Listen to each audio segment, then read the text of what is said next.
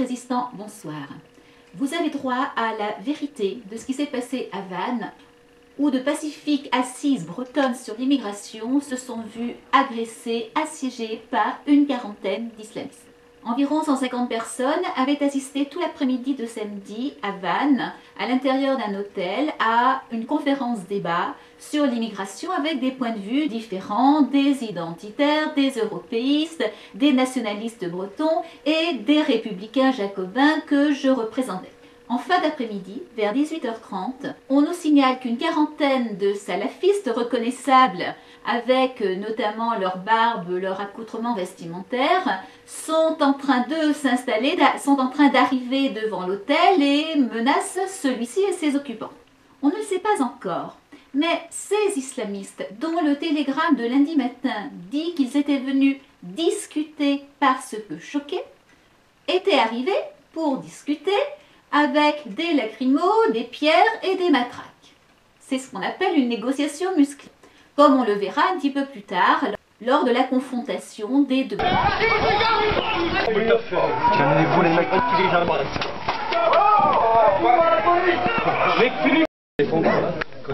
voilà la belle pierre. Pierre de lapidation. Nous appelons la police, mais on nous prévient qu'elle va mettre un certain temps à arriver et qu'il n'y aura que 3 ou 4 personnes de disponibles, ce qui est fort inquiétant pour la police républicaine.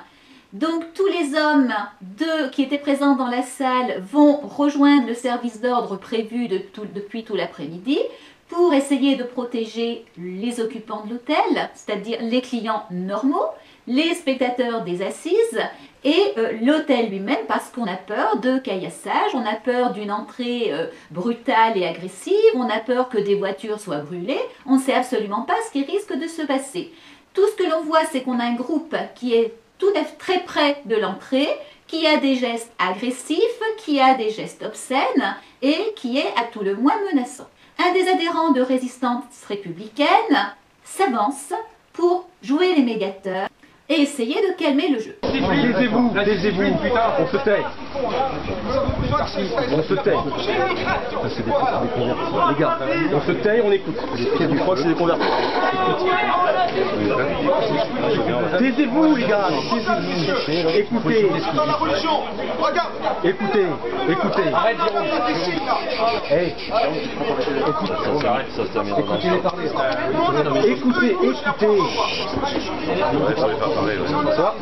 pas de mal. On travaille tranquillement.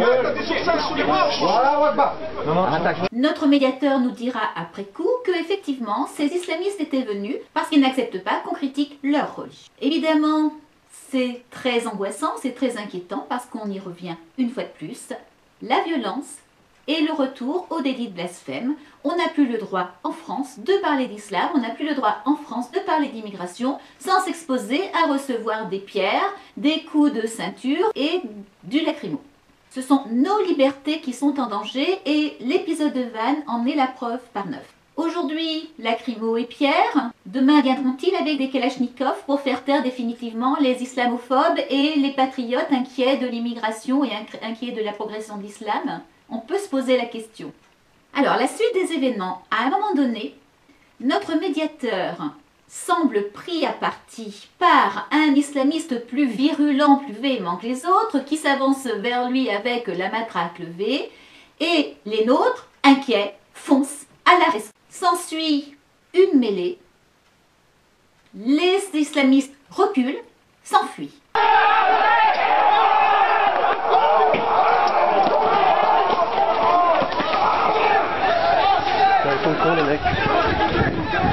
C'est un mouvement extraordinaire, c'est un moment extraordinaire parce que nous avons l'union sacrée des patriotes. Union sacrée des patriotes autour de l'un des leurs, mais union sacrée des patriotes face à la barbarie, face à un système qui veut imposer sa loi, qui veut interdire la liberté et notamment la liberté d'expression, la liberté de penser, face à un système qui veut imposer son système à tous. C'est une magnifique leçon. Il est temps de ne plus se laisser faire, il est temps de ne pas subir, il est temps de ne pas ramper à plat ventre. Il faut se lever, on va cesser d'avoir peur face à des gens qui veulent nous imposer leur système.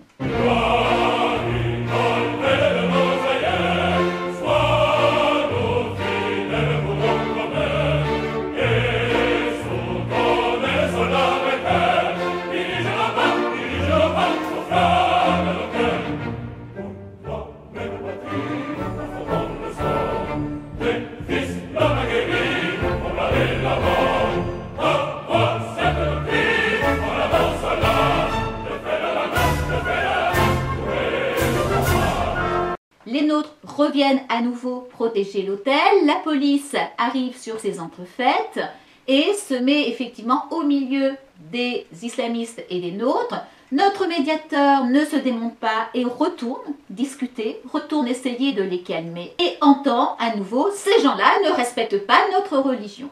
Il y a des injures, il y a des menaces, on entend régulièrement évidemment Allah Akbar. On a les mains vides, on ne peut pas répondre. Parfait, on se parle. Putain, mais ils sont...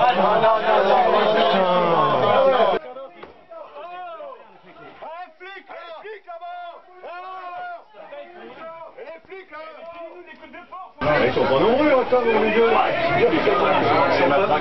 a les mains vides, quoi, sortez pas. Des démocrates, les mains vides, on peut les filmer, là, il y a personne qui a filmé, là. Ok, je n'ai pas vu, c'est bon, ça. Pas participer. Ah, c'est là, je te cherche. Oui. Ce mec, il n'est pas là, il n'est pas là. Ils sont pas nombreux. Comment ils ont su? Putain, j'aurais dû prendre une bouteille de non, mais les gauchistes, ils ont collé partout, là. Ouais, mais comment ils l'ont su? Il y a des femmes... Les gauches, ils sont... Les gauches, ils sont justes. Ils n'ont pas de cul pour venir. Les gauches, ils sont justes. Ça veut dire que voilà.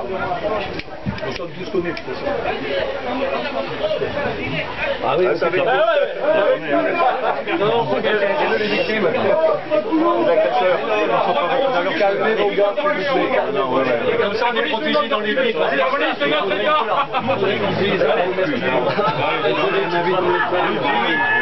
Allez, reculez les gars, reculez s'il vous plaît. La police demande à reculer.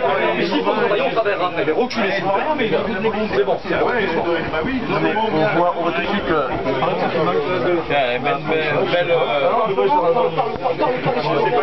Il est où Jérôme Piège?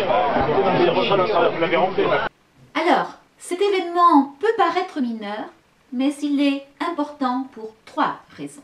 La première, c'est que tout l'après-midi, il y a eu des échanges très vifs, parfois agressifs, entre quelques participants et notamment entre les nationalistes bretons et les républicains jacobins, les premiers accusant les seconds d'avoir colonisé la terre bretonne.